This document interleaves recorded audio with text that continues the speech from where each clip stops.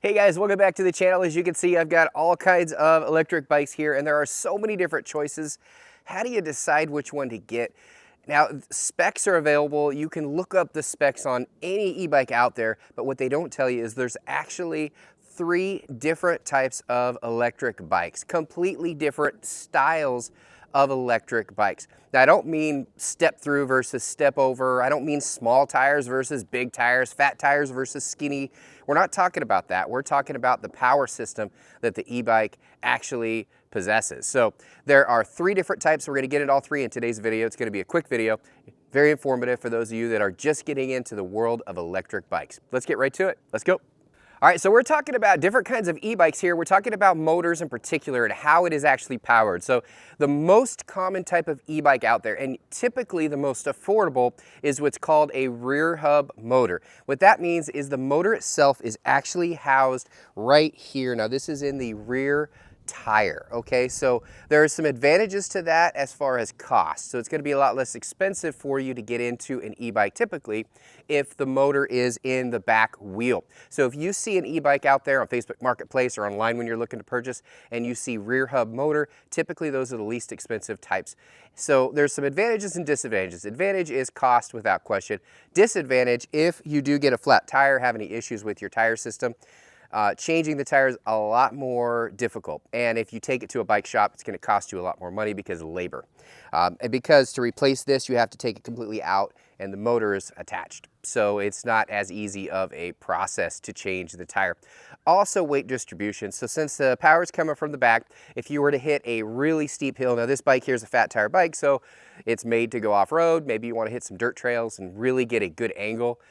There's a chance that you could actually, because the power is coming from the back, you lean back a little bit, it could flip the bike back. It's just something that could happen. It can happen pretty much with any type of a bike, but if the motor is in the rear hub, meaning it is in the back tire wheel area, there's a better chance that's going to happen because your weight distribution isn't quite the same. It's also not going to grab and go, so you're going to have less torque on something like this. So if you want to get up and go super, super fast, the rear hub motor is not the way to go, but if you want to save a few bucks, this is the way to go. Let's talk about the next one. All right, next up we have what's called a mid-drive e-bike. Now these have become more and more popular and it's a lot easier. There's advantages and disadvantages to every one of these, but this is going to be more of an expensive option for you. The mid-drive motors typically are always the most expensive. They are the easiest to replace the motor. It's also the easiest to change a tire if you get a flat tire. So that's the advantage of it. Plus it has more torque because the motor is housed right here. So that's in the central part of the bike. So the balance is better. It's going to grab. Both tires are going to be torqued at the same time. Basically, they're going to grab the road at the same time. So you're going to have better traction. You're going to have a better angle of attack up those hills. You're going to get more torque. Typically, those mid-drive motors, I think this is a 500 watt, aren't going to be as big. As you could tell, it's much smaller right here. But you don't notice that because it's still, there's state regulations for speed anyway. And a lot of times these mid-drive motors, like on this Van Powers, Grand Teton Ultra, they're quite a bit of torque. It's going to be almost double the torque you would get at a rear hub motor. So you're going to get up and go so much faster that you feel like you're going a lot faster. But there's a premium on these. These things are more expensive. You can almost double the price typically when you have a mid-drive motor. Again, huge advantages for changing tires, huge advantages for torque. And changing the motor, if there's an issue with it, it's a lot easier for a bike mechanic as well. Mid-drive motors, the second type. So the first one, rear hub motor, second, mid-drive motor. There's one other type of e-bike, and these are becoming the most popular, and they're still very affordable. Let's talk about that. All right, now we're talking about my personal favorite because you kind of get the best of both worlds. You get the lower price, but you also get the center of balance. You get the power. You'll be able to attack those hills a lot better, get even more traction than a mid-drive motor, and you're going to get a whole lot more speed because you're going to have what's called a dual motor e-bike. And that's what this one right here is. This is a Golden Retriever by Pucky Puppy.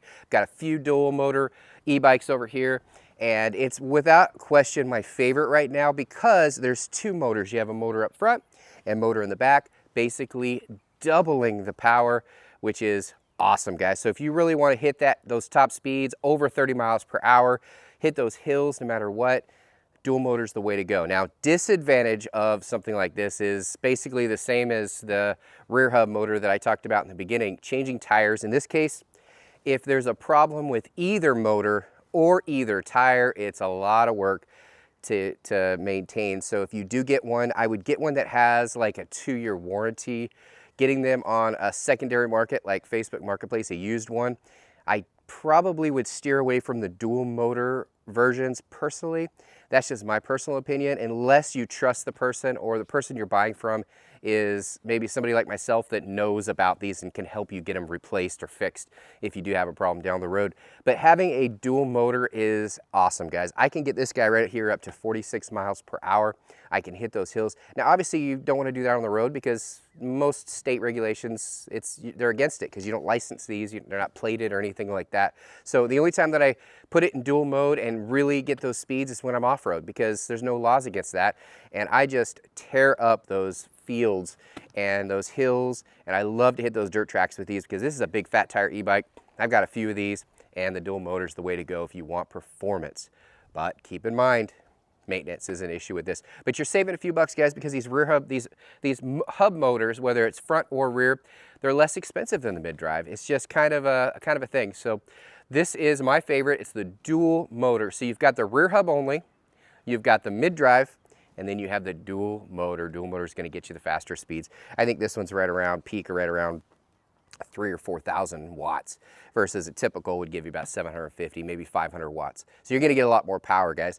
If there's a limiter on your bike, it doesn't make a difference, but if there is no limiter or you have the ability like on this one to override that limiter, you could go super, super fast on a dual hub motor. Those are the 3 types, guys. If you have any questions, comment down below. If they have a different type of e-bike, maybe that I didn't mention it to me, guys, because obviously there's other types of e-bikes, but I'm specifically talking about motor system. So you've got the rear hub, mid-drive, and you have the dual hub motor. There is some e-bikes out there, usually the less expensive ones or boutique-y ones that do have a motor in the front. Basically the same as the rear hub motor. It's just a little bit different balance structure when you have the motor in the front wheel instead of the back wheel. I don't like those at all. In fact, I usually refuse those if a brand comes to me and asks me to review their e-bike if it has a front motor. I just don't like it. I've tested one once before a long time ago, and I just, not a fan, guys. So those are the 3 types that I would recommend. Rear hub if you want to save a few bucks, mid-drive if you want to have easy maintenance, dual motors if you want performance. Hope you enjoyed today's video. Thanks again, everybody. Bye. I really hope you enjoyed today's video. If you did, do us a favor, just hit that thumbs up right down below this video. Share this video with those that you think would like this as well, and don't forget to subscribe. We have tons of videos on this channel just like this, so make sure you check those out as well. Thanks again, everybody. Bye.